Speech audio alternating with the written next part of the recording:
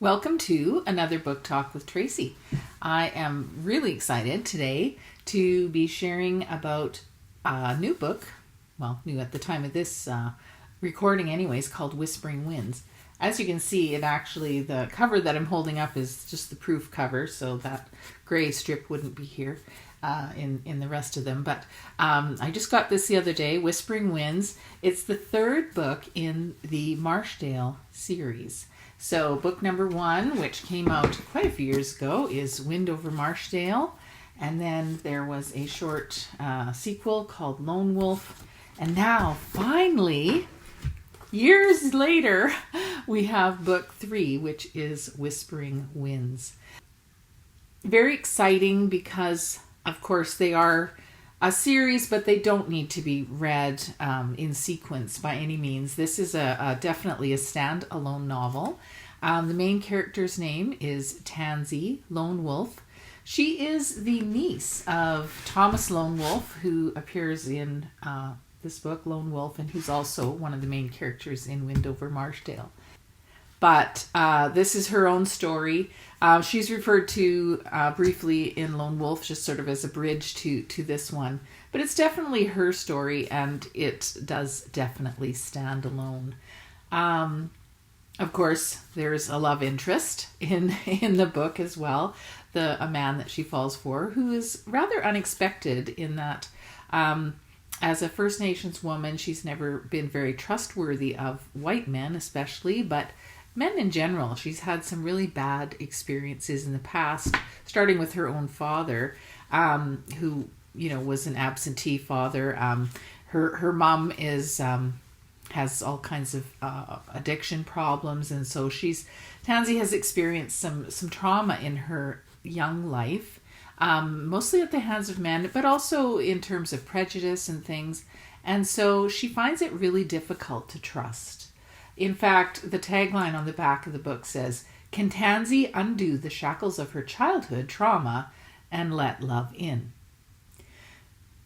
Tansy Lone Wolf is a strong, independent woman, at least on the surface.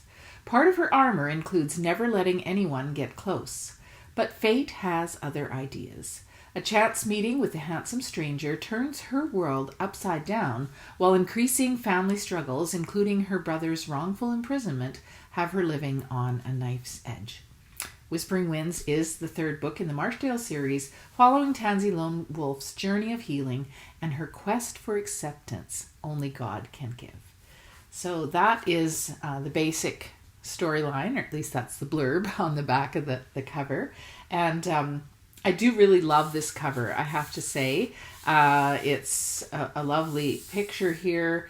I like the warm color, but in fact, this is a Saskatoon skyline, Saskatoon, Saskatchewan, and it's on the back as well. You can see the Besborough Hotel.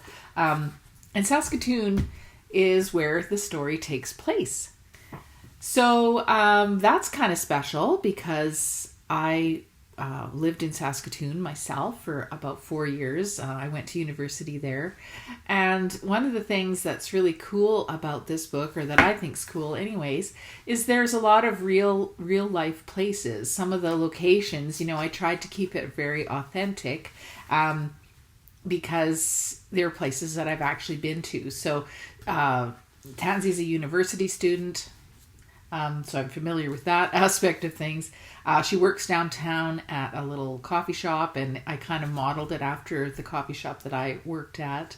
One of the cool things is she often, as she walks to school, she walks across on the 33rd Street train bridge. And I have experienced that. It can be very frightening, I'll say, when a train is going by. It's a wooden walkway right beside the train. Like, I'm sure you're safe. They wouldn't let people walk if you weren't safe, and there is a barrier. But man, when that train goes by and it's at a fairly good clip, it just rattles the train or the bridge, and you feel like you could get sucked under. So it's kind of a cool experience, and one that I, incorporate, of course, the view as she's walking across the river, because Saskatoon is known for its many bridges. It's called the City of Bridges because it, the South Saskatchewan River cuts right through the heart of the city. So those are kind of some important aspects of the story, certainly in terms of the setting that made it into the book. And I'm kind of proud of them because I really feel like it has that authentic feel in terms of her apartment. It was actually one of my friends lived in that apartment. I didn't live there, but a friend did. And so it's a lot of sort of real life things that I tried to incorporate in the book. So it kind of has a special place in my heart, especially since I feel like it really rounds out the series nicely in that, we go from the town of Marshdale to, our character, Thomas, and now this is his niece, and it kind of brings things sort of full circle. We get to see where Thomas is at in his life right now, and just also where she's at.